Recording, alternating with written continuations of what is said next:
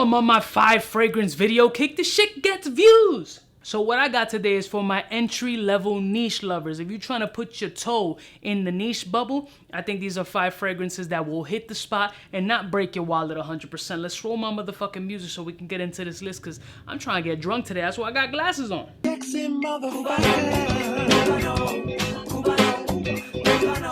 We're all alone.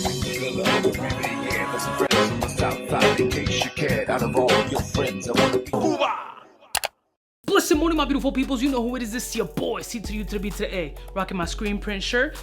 Put the link in the description. You want to cop this shit? If you don't, well, I just plug my shit. So the 5 fragrances that I have on deck, I think are perfect entry-level fragrances. They all can be found on the secondary market for around 160 and under. And I think they're good starter fragrances. If you want to just start with that entry-level flow when it comes to the niche world, which is a scary world to get in, slightly intimidating, especially for your wallet. These are 5 fragrances that I think will be a solid starter. These aren't the best, these aren't the most creative, innovative, most eclectic. We're talking about entry level, getting into it from all walks of life, all shapes and sizes, age brackets. So the first fragrance is none other than, truth be told, not from a house that I really fuck with that much, but this fragrance is solid, especially for the price. And this is by the House of Bond number 9, and that's Sheas Bond.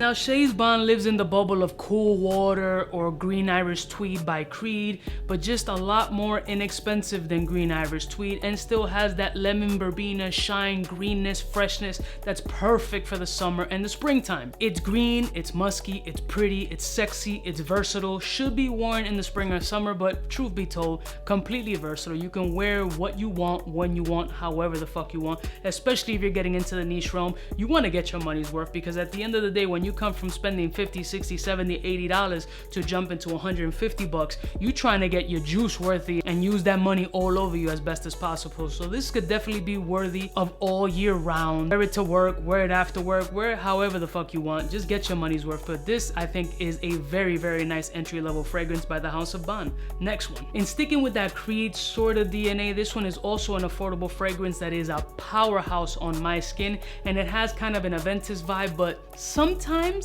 and I mean most of the time, I prefer this over Ventus, and this is Bois by Mancera.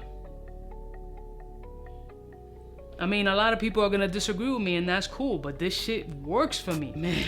It's sexy, it's creamier than Ventus in my opinion. It has that same pineapple bergamot kind of brightness, very fresh, citrusy, but for me it has a little bit of a creamy vibe to it that really does wonders on my skin and performs 8 hours plus easy with this puppy. Creed Ventus is one of the most hyped niche fragrances in the world, but even nowadays, even on the secondary market, is still commanding 2s, maybe 3s, depending on the batches and all that other bullshit. You trying to get your foot into the door, there's places you can shop this shit, you can find it for 70, 80, 90 bucks, even if you buy it certified pre-owned like a car. I'm telling you, this is a very nice fragrance, mass appealing quality, people will love it, anywhere, anytime, super versatile. So putting your foot in the water with this shit, ain't nothing wrong with that. Next one. The next fragrance is for the more bold and daring niche rookie.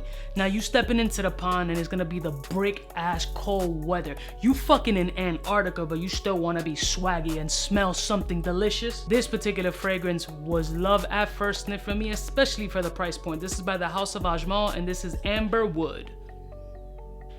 Amber, pepper, musky, it's got a oud factor. So essentially what this is doing, it's creating a big fucking cloak of delicious manliness all over you, especially for the fall and winter months. In the winter, when it gets specifically cold, this shit shines super bright. Brisk air just takes this fragrance and envelops anybody who's around. This is a fragrance that you can find around that $70, $80 price point and performs 10 hours plus on my skin. It's not super rookie, but it's a little bit step above. Like you're not a freshman, you're a sophomore dipping your toe in the game.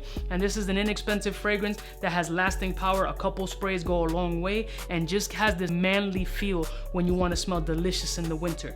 Dark, sexy, amber, pepper, oud, lavender, citrus, apple, shit just hits. Next one. This joint right here is fuego. Very few people are gonna disagree with me with this fragrance. It's not only for entry level, it's for the advanced individual too, because it's just that good. This is by the House of Amouage, and that's Reflection Man. clearly you see this shit get some burn. Fire. Some people have the audacity to compare this shit to like a Jean-Paul Gaultier Le Mans. Nah, fam, this is like you gonna jump into the niche realm, you're gonna jump in with your balls hanging out. You got an extra 6 inches wearing this fragrance. It's that fucking good. In the hot weather, this shit always performs monstrous.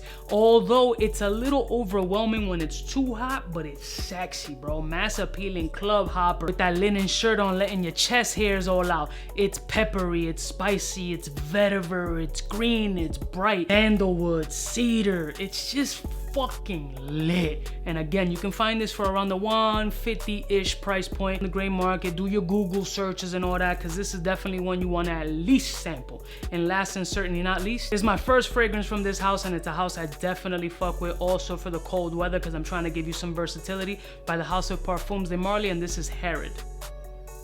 Tobacco sweet goodness. Tobacco, pepper, dark, thick, a little bit rich, a little bit of a cinnamon vibe to me. It's got spiciness. It's got a little bit of a sex appeal factor. Again, this is also cold weather, but it's just so sweet, seductive, sexy. One of my wifey's favorites in my collection, and that says a lot, because if y'all watch my channel, you know that wifey don't like much of anything. But this little tobacco sweet bomb right here is lit. Complete masculinity. You can shop it also again under that 150, 160 price point, right around that bubble. Performs outstanding on my skin. One of my first, and I never looked back. It just made me dive head first more into this house after smelling this fragrance, and especially with wifey complimenting me, you know I got extra butt because she was fucking with this shit. So this might be something that you might want to sample in your entry-level crusade into the wonderful niche world. Now that's it, because I'm getting parched. These are 5 fragrances that I feel are perfect for entry level. This isn't for the professional necessarily. This is more for the people who are trying to get into the niche bubble. A lot of y'all may have heard of these fragrances, and with good reason, because these shits are hit. I love y'all motherfuckers from the heart. All of these joints are ball sprays, and I'll see y'all bitches next time. You know who it is, the biggest in the game. Smooches. Cubaknow, what's fresh, who's best? One of them's gonna pass the test. Cubaknow. For the fly gun holder, money folder, motor roller, start tack when it's time to call back. For the rough, rugged, and raw way, this nigga Jay, it's a game, but he don't play. Hey, for all the chicks that got dead in the penthouse suite on top of my mom's crib. It's nonsense, you never get in. It's nonsense that you would think that you would.